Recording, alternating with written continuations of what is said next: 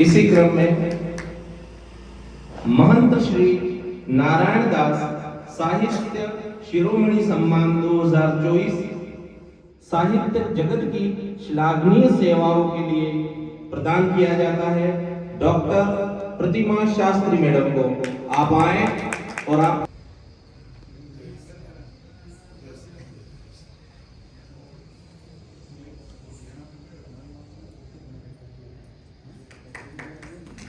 इधर देखिए फोटो वहां से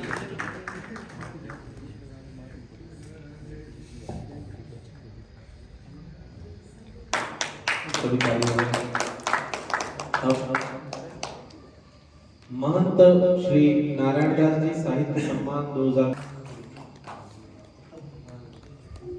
श्री नारायण दास जी साहित्य सम्मान 2024 श्री महेश पंचाल माही आप आए। 24 श्री जगदीश पुरी जी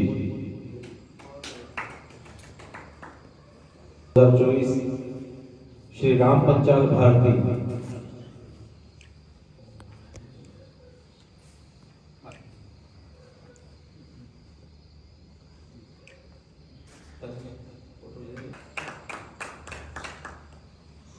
इसी क्रम में महंत श्री नारायण दास जी साहित्य सम्मान 2024 श्री तारिश दवे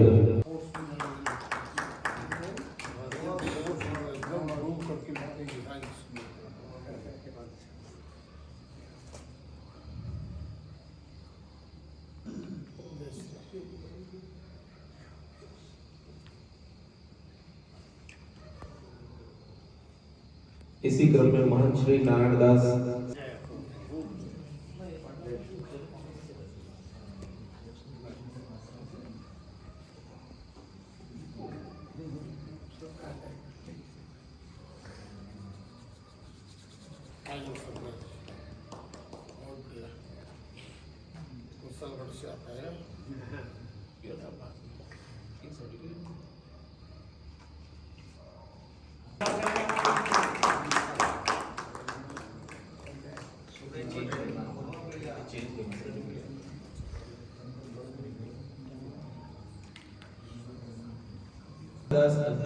अध्यात्म श्री सम्मान दिया जा रहा है मनोज जी भट्ट को।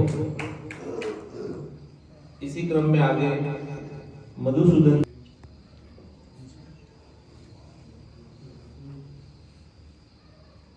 अगला सम्मान है महंत श्री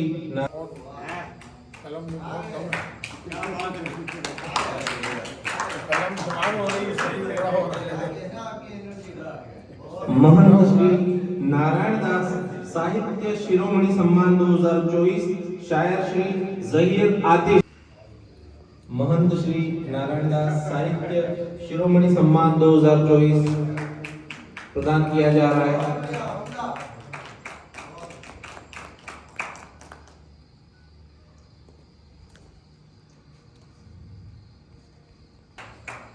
महंत श्री नारायण दास साहित्य शिरोमणि सम्मान 2024 प्रदान किया जा रहा है। इसी क्रम में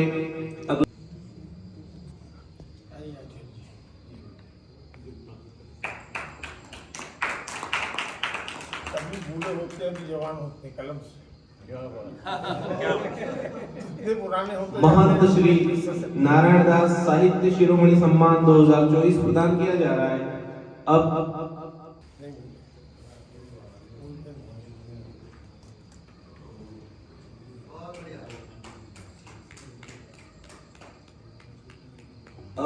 कला संस्कृति एवं संगीत के क्षेत्र में श्लाघनीय सेवाओं के लिए प्रदान किया जा रहा है।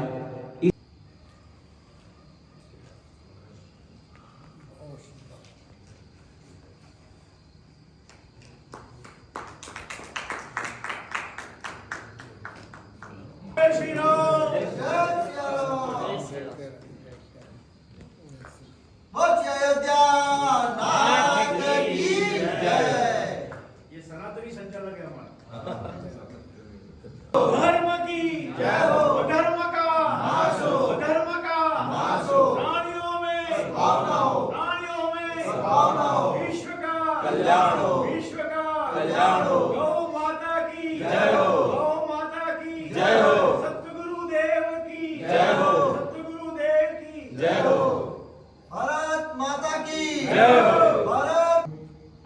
काव्य के माध्यम से प्रयास और लगभग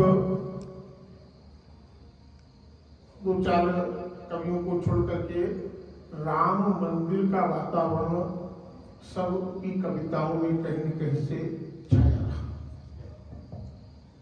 राम मंदिर, राम जी अयोध्या पधार गए हैं, राम मंदिर में विराजमान हो गए हैं, बड़ा सुंदर वहां का वातावरण था।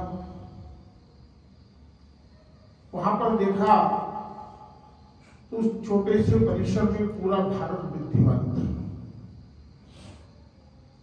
देखो, राम जी कहना, राम राम कहना, राम जी का नाम लेना, नारे लगाना अलग बात है, लेकिन राम को समझना अलग बात है।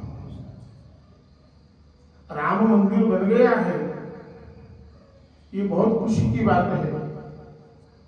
अब हमको शुरुआत करना पड़ेगा कि हम राम को समझें कि राम है क्या। जब तक राम को हम समझेंगे नहीं, तब तक देश में जो हम समरसता की, एकता की बात करते हैं, नहीं रख पाएंगे, नहीं कर पाएंगे। भगवान किसी धर्म के नहीं है, मजहब के नहीं है, एक होता है। और भगवान की दृष्टि में सब सम होते हैं, बराबर। ऐसा ही नजारा मैंने वहां पर उस आयोजन में देखा। सभी वर्ग के लोग थे, सभी मजहब के लोग वहां पर विद्यमान थे। और ऐसा वातावरण रहा कि जिससे भगवान राम जी के समय, अवतार के समय में वातावरण था। इतनी भयंकर सर्दी पड़ रही थी, हड्डी कम जाए, लेकिन भगवान का कुछ ऐसा चमत्कार हुआ कि मध्य का समय आते आते धूप हो गई, जबकि 3 दिन से वहां पर धूप देखने को नहीं मिल रही थी, इतनी सर्दी थी। और पूरे वातावरण में मुझे ये आश्चर्य लग रहा था, वो सारे संत इतनी देर तक सीटिंग नहीं दे पाते हैं, 1-2 घंटा से ज्यादा नहीं बैठ पाते हैं अवस्था के कारण, लेकिन वो वहां पर 6 घंटे तक बैठे रहे। 9 बजे एंट्री हो गई और 2:30 बजे मोदी जी का भाषण पूरा हुआ, उसके बाद में वहां से। तो ये शक्ति भगवान राम ने प्रदान की, क्षमता भगवान राम ने प्रदान की, समदृष्टि भगवान राम ने प्रदान की, प्रेम सब में भगवान राम ने प्रदान किया। ये सब कुछ चीज भूल करके एक स्थान पर आ गए। सब में एक प्रेम है, ये प्रेम ही राम है। अगर हम सब में समता और प्रेम नहीं है तो समझो राम आ गए, वो मूर्ति के रूप में होंगे, दशरथ नंदन के रूप में होंगे, लेकिन जो आप में, हम में, सब में बसा हुआ है, रमन्ते यस्य योगी नाम, प्राणी मात्र में, चराचर में बसा हुआ है, जिसको हमारे मुसलमान भाई लोग गुरु कहते हैं, वो गुरु ही राम है।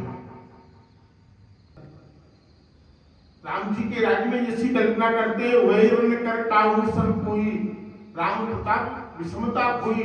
भगवान के प्रताप से विषमता दूर हो जाए तो समझना कि हम लोग राम को समझने लगे, हमने राम को समझ लिया है। हमें अपनी सोच और बड़ी करनी है और विशाल करनी है। हम पूरे देशवासी, पूरे विश्व के निवासी जितने भी हैं, क्योंकि मूल रूप में पूरी विश्व का जो आधार है वो भारत है, और भारत से ही पूरे विश्व में संस्कृतियां गई हैं, और वहीं से विघटन होकर के मत पंथ आदि हमारे बन गए हैं। कोई बात नहीं है, लेकिन हम सब हैं एक ही, हम अलग नहीं हैं, हम भिन्न नहीं हैं। ये बात हमें अपने मन में रखना है, तब जाकर के सामने वाले से बात करना है। हमारे मन में विश्वास होगा कि हम सब एक हैं, सब परमात्मा की संतान हैं, हम सब भारत माता की संतान हैं। ये हमारे मन में जब दृढ़ हो जाएगा तो हमारे कहने का, हमारे बोलने का, हमारे वचनों का, हमारी काव्य पाठ का, हमारी कविताओं का सबका असर पड़ेगा। वो मन में कुछ हो और लिखे कुछ, बोले कुछ, तो उसमें असर नहीं है। हमारे संतों ने कहा कि कर्मस्य मेकम वचस्य मेकम, कर्मस्य मेकम महात्मना, मन से, वचन से और कर्म से एक होना चाहिए। जब ये एकत्व तो हमारा स्थापित हो जाएगा तो समझ लीजिए हमने प्रभु राम को समझ लिया। आप लोग मठ में पधारे, बहुत लंबा बीच में कोरोना काल आ गया। इस बीच में हम लोग सब बड़ी संख्या में उपस्थित नहीं हो सके।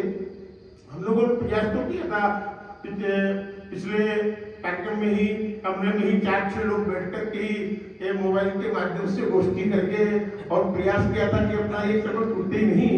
लेकिन ये तो प्रकृति है, प्रकृति से बाकी इस मठ के कार्यक्रम को, अपने नगर के कार्यक्रम को हमें आगे बढ़ाना है और अच्छा संदेश मठ के माध्यम से देना है। इसी कामना के साथ, इसी भावना के साथ मैं अपनी वाणी को विराम दूंगा। आप लोगों को बहुत बहुत धन्यवाद, साधुवाद। आप पधारे और आगे भी आप पधारते रहेंगे। जय श्री राम।